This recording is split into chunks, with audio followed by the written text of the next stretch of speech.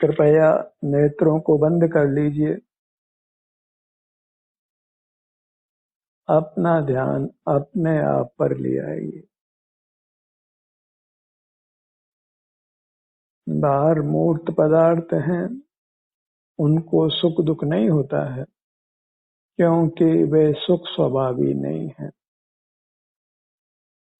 हमें ही सुख दुख होता है, क्योंकि हम सुख स्वभावी हैं। हम सुख स्वभावी हैं, इसलिए हमें अपने से युक्त होने से ही सुख मिल सकता है, बाहर मूर्त पदार्थों के जुड़ने से नहीं। और बाहर मूर्त पदार्थों के जुड़ने से भी जो सुख अनुभव में आता है, वह भी हमारे भीतर से ही आता है। हमारे स्वास्थ्य का ही सुख होता है। इसलिए अपने से जुड़ने का प्रयत्न करिए। अपने सिर से पांव तक हमको हमारा अनुभव होता है। यही सुख दुख रूप घटना घटती है।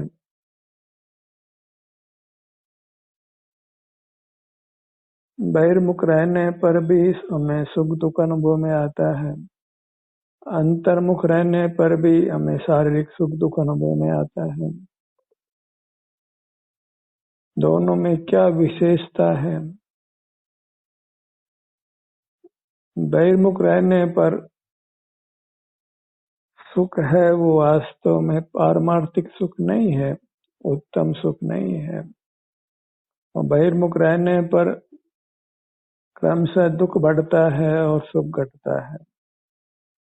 अंतर्मुख रहने पर जो सुख अनुभव में आता है वो पारमार्थिक है, उत्तम है। और अंतर्मुख रहने पर सुख बढ़ता है और दुख घटता है। अंतर्मुख रहने पर तो घटते घटते पूरी तरह समाप्त हो जाता है। और बहिर्मुख रहने पर सुख घटता जाता है। अंतोगत्वा वह जीव चिर मूर्छा की स्थिति में पहुंच जाता है। वनस्पति कायिक जीव मूर्छा में ही रहते हैं और बहु जीव राशि वनस्पति काय है। वनस्पति काय ही होने से उनको वनस्पति कायिक जीव कहते हैं। और वह सब बहिर्मुखता से होने वाले कर्म बंध का फल है। थोड़ा विषय सुख और फिर आगे क्रमशः हमारी चेतना कम होते होते हम एक इंद्रिय में पहुंचते हैं जहाँ प्राय जीव मूर्छा में निद्रा में रहता है।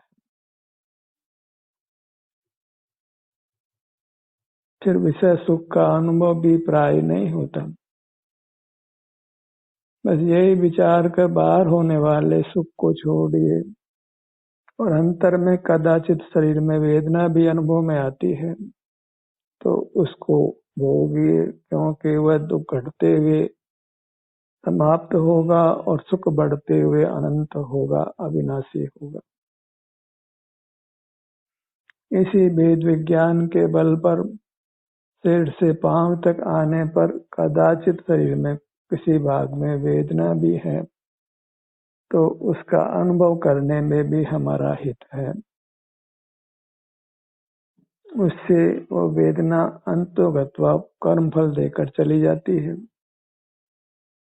और हम उत्तरोत्तर सुख की स्थिति में पहुंचते हैं। सुख की हमें कामना है, इसलिए वह कुछ करना चाहिए जिससे सुख बढ़े और दुख घटे। बहिर्मुखता रहने पर सुख घटता है और दुख बढ़ता है। अंतर्मुख रहने पर दुख घटता है और सुख बढ़ता है। एक स्थिति में दुख बढ़ता जाता है, चेतना प्राय लुप्त होती है, जीव एक इंद्रिय में बहुत काल व्यतीत करता है। और अंतर्मुख रहने पर हमारी चेतना विकसित होती जाती है और सुखानुभूति बढ़ती जाती है। जीव अत्यंत स्वाधीन होता है, बाह्य पदार्थों की आवश्यकताएं मिट जाती है। जीव धन के अर्जन, रक्षण, भोग तीनों से मुक्त हो जाता है। अंतोगत्वा इस मूर्त काया से ही मुक्त हो जाता है, जिसके साथ रहने से नाना प्रकार की जोखिमें रहती है।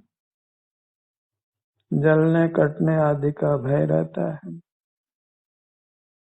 और केवल अमूर्त रह जाने पर, मूर्त का बंधन समाप्त हो जाने पर केवल परम सुख के ही रहता है, क्योंकि जीव सुख स्वभावी है।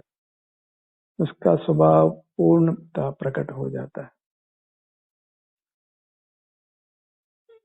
इस प्रकार लाभ हानि का विवेक करके अपने आप को बहिर्मुखता से बचाइए और अंतर्मुख रहने का ही प्रयत्न कीजिए। अंतर्मुख माने अपनी मर्यादा, अपनी सीमा, अपने मनुष्याकार तक, नख से सिक तक यही बने रहना है। यहाँ आपको शारीरिक सुख दुख का अनुभव होता है, उस अनुभव को करते रहना है। इससे मन, वचन, काय, इंद्रियां सब विश्राम को पाती है, इसलिए उन सब का स्वास्थ्य सुधरता है।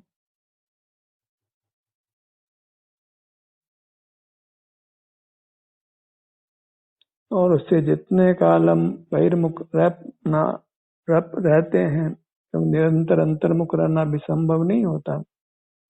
जितने काल तक हमको बहिर्मुख रहना पड़ रहा है, उतने काल भी हम सुख से ही जीते हैं।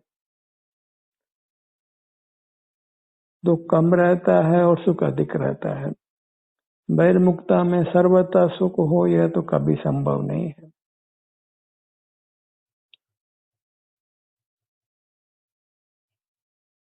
सब प्रकार से विचार करके अपने आप को बाहर की दुनिया से हटाकर अपने से जोड़िए। बाहर की दुनिया नाना उत्पातों से, दुखों से भरी हुई है। राग द्वेषमय जीवन है, जिससे निरंतर तनाव बना रहता है।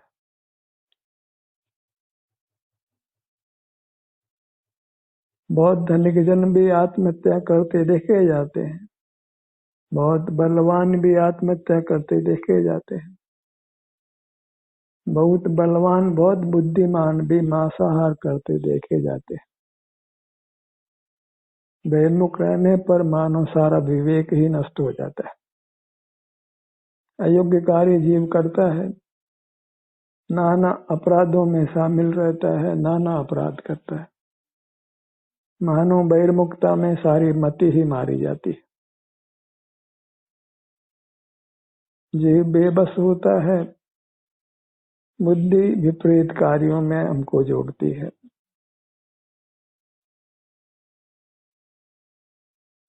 जीव स्वयं अपना ही घात करता है, अपने सुख का नाश करता है।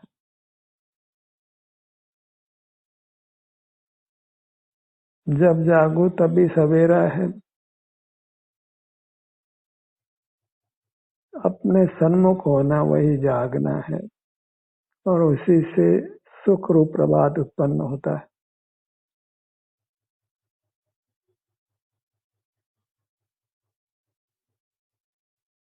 अपने मुद्रा के सन्मुख बने रहिए, यही स्वावलंबन है, यही स्वाधीनता है, जिसके फल में सुख की प्राप्ति होती है।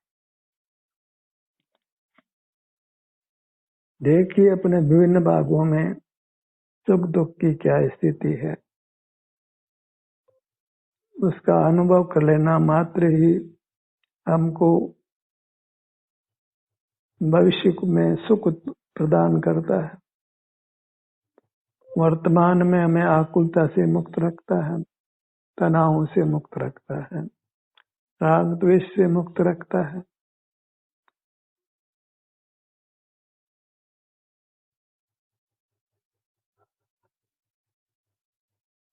तभी कहा है निज में ही नित्य विहार करना, विहार कर तू पर द्रव्य में। वही तच्चम हेयम बाह्य पदार्थ हे है, उपादेय अपनो अपा।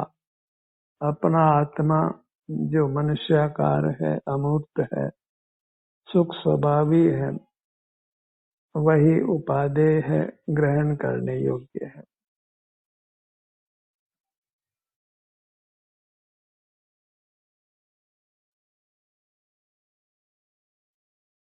जीव को जीव राजा भी कहते हैं, क्योंकि वह अतुल सुख का स्वामी है।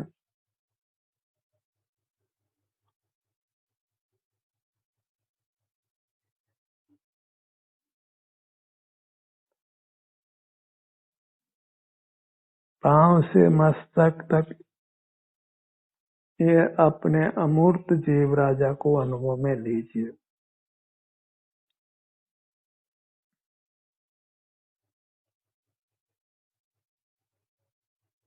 जो सुख की कामना हो,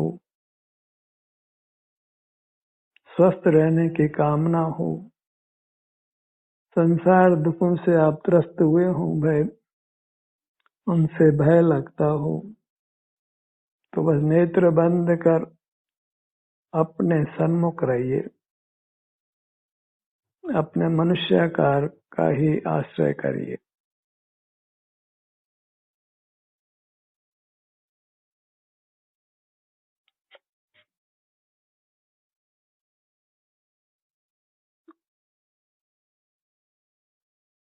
जिस जिस भाग के आप सन्मुख होंगे, वहाँ आपको सुख दुख रूप संवेदना मिलती है। दुख का नहीं होना भी सुख है। कई किन्हीं भागों में आपको कोई वेदना नहीं है, आराम की स्थिति है, उसको सुख रूप से पहचानिए और उस सुख का भोग करिए।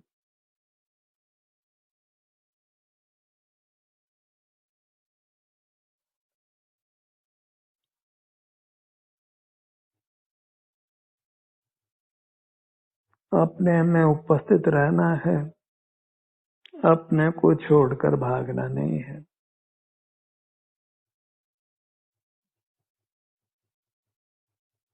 जब जीव शरीर को छोड़ देता है तो शरीर स्थव कहलाता है। उसमें नाना जीवाणु पैदा होते हैं और दुर्गंध उत्पन्न होती है। इसी प्रकार जब हम अपने शरीर से विमुख होकर इसको छोड़ते हैं तो इसमें नाना कीटाणु पैदा हो जाते हैं। ये शरीर सुगंधित होने के बजाय दुर्गंधित रहने लगता है। सुंदर रहने के बजाय असुंदर रहता है, स्वस्थ रहने के बजाय अस्वस्थ रहता है, या सुख का संवेदन होने के बजाय दुख का संवेदन होता है। पांव से मस्तक तक अपने मूर्त काया को यदि आप जीवंत रखना चाहते हैं, स्वस्थ रखना चाहते हैं, तो यहीं बने रहना जरूरी है।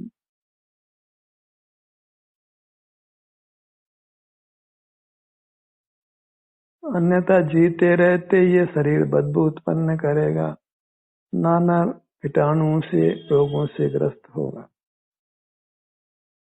और हम जब अपने में उपस्थित रहते हैं तो अपने उपस्थित रहने मात्र से ही हमारी काया अत्यंत स्वस्थ और सुखद रहती है।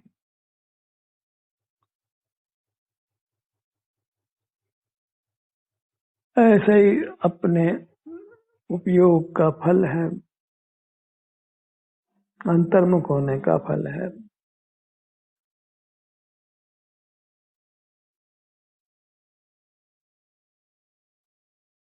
क्योंकि आप अपने शरीर के भाग में रहने लगते हैं तो फिर यहाँ कर्म रह नहीं सकता है, मूर्त सूक्ष्म कर्म यहाँ नहीं रह सकता है।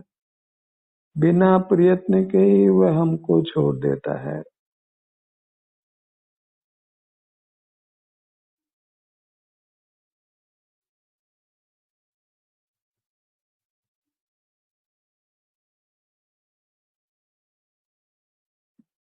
शरीर में बने रहिए, यही प्राथमिक आवश्यकता है सुखी रहने की।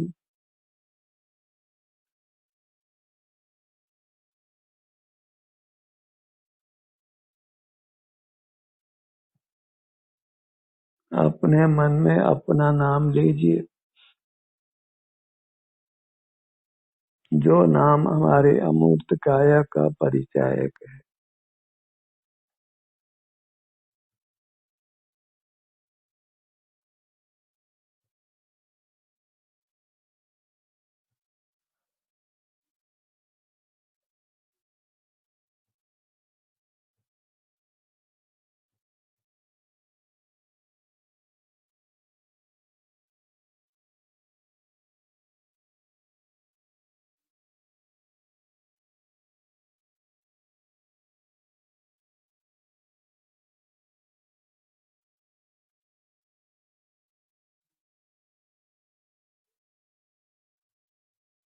अपनी मुद्रा, अपना आकार, अपनी प्रतिमा, अपने परमात्मा का रूप, अपना सुख, अपने अंग, अपने उपांग,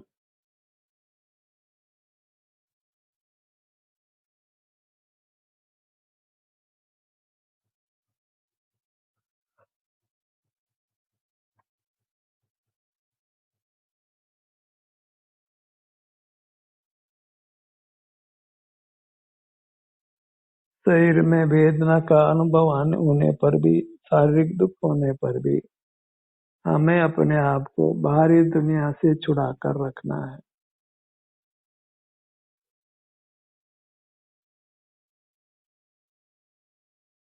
भूतकाल में नाना जन्मों में हमने मूर्त पदार्थों का आश्रय करके प्राण गंवाए हैं, अपने सुखों का नाश किया है।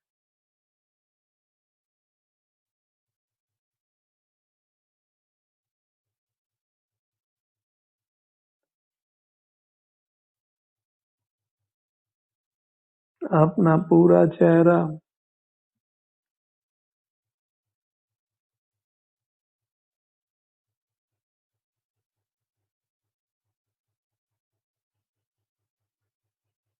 नाभि का स्थान,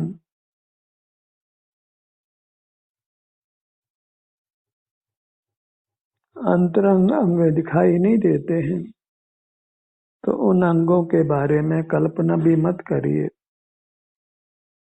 बस अपने अमूर्त काया के इसी भाग के सन्मुख रहिए।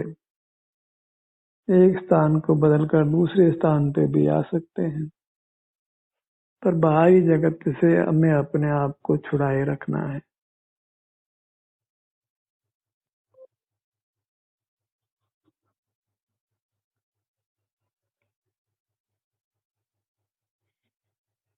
अपना ललाट का भाग, यहाँ सुख दुख की जो भी स्थिति है उसको अनुभव में लेना है।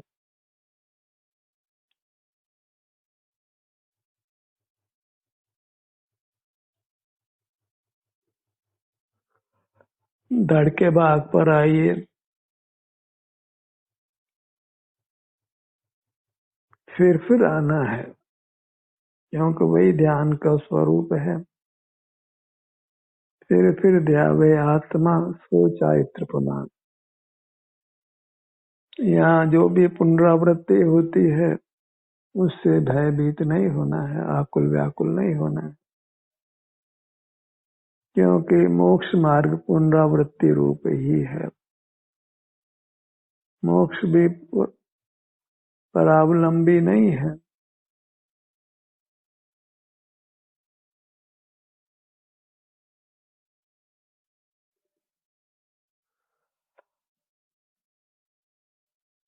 क्योंकि हम बहिर्मुख रहते हैं, इसलिए बंद नेत्रों को बंद करने पर भी बाह्य पदार्थ हमारे विकल्पों में आते हैं। हमको बाहर रोकते हैं।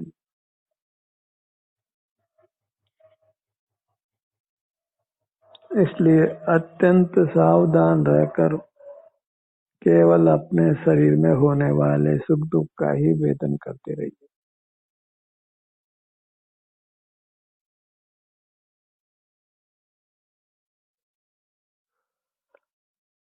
अपने में आसीन होना ही उच्चासीन होना है, क्योंकि इससे उच्च पदार्थ लोक में कोई नहीं है।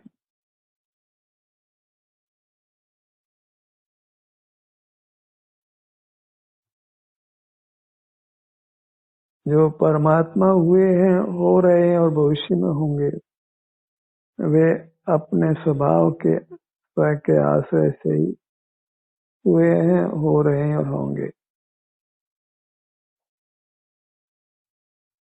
इसलिए अपना आश्रय बनाकर रखिए।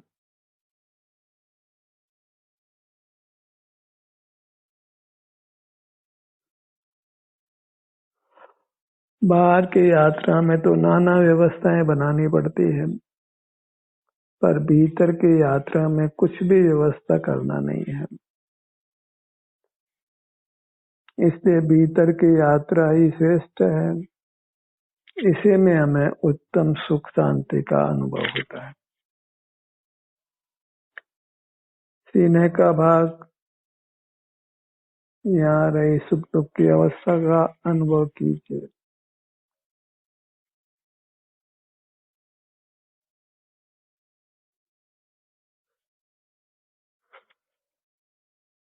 मूर्त शरीर में अपने आभ्यंतर अमूर्त शरीर को पहचानिए और फिर उसका आश्रय करिए।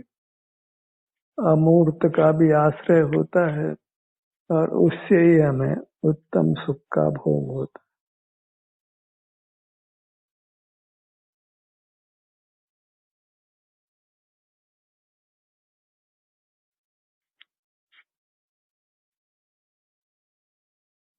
पीठ का भाग,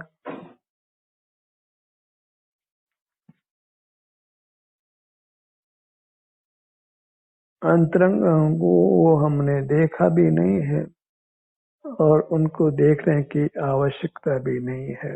मूर्त अंगों को, मूर्तोपांगों को,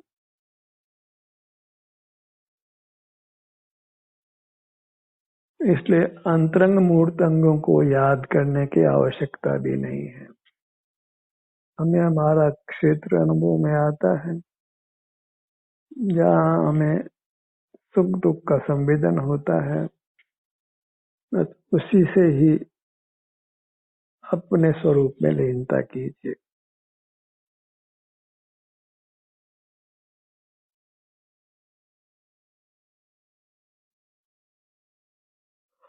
दोनों कान,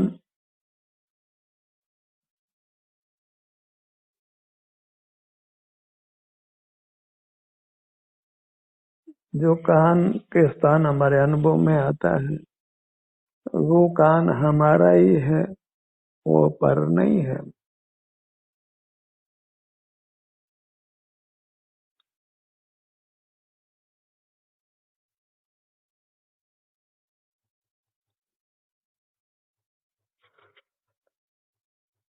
दाहिनी भुजा,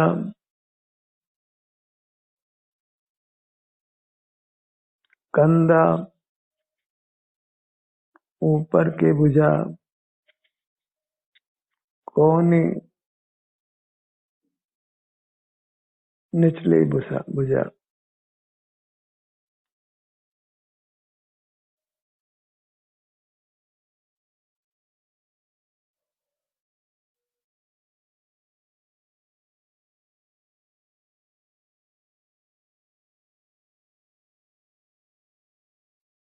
दाहिना पैर,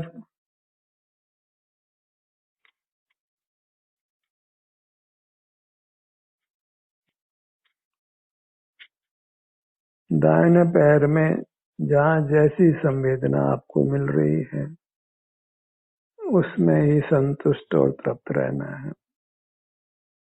निज में ही रतिवंत बन, निज में ही संतुष्ट रहे, निज में ही बन तृप्त तू, उत्तम सौख्य हो जिससे तुझे।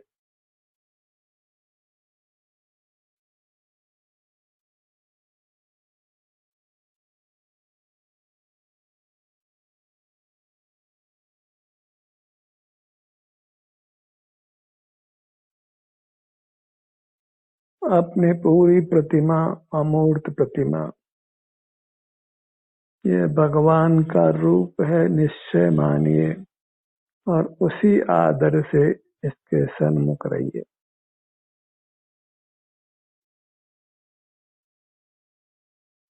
मंदिर में जिस परमात्मा को स्थापित किया है वह तो हमने कल्पना से स्थापित किया है। सिर से पांव तक ये जीवंत परमात्मा है।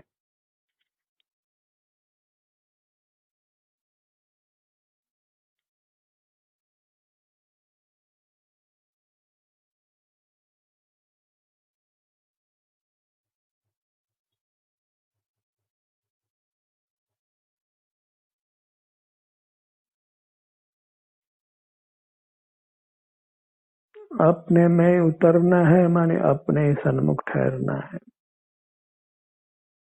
आऊं उतरूं रमलूं निज में, निज के निज में दुविधा ही क्या। अपने सन्मुख रहने में कोई राग द्वेष नहीं है, कोई तनाव नहीं है, कोई दुविधा नहीं है, कोई पराधीनता नहीं है।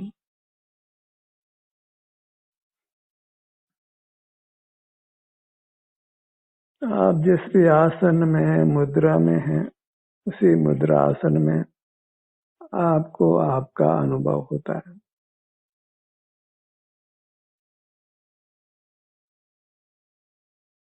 ये अनुभव स्वाध्याय नहीं है। स्वाध्याय में तो बहिर्मुखता रहती है।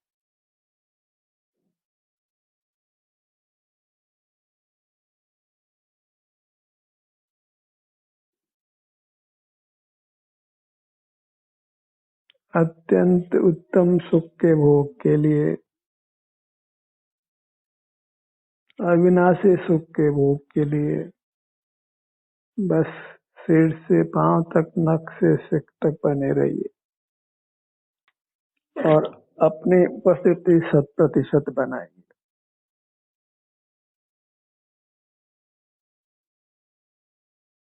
और 100% सुख भोगिए।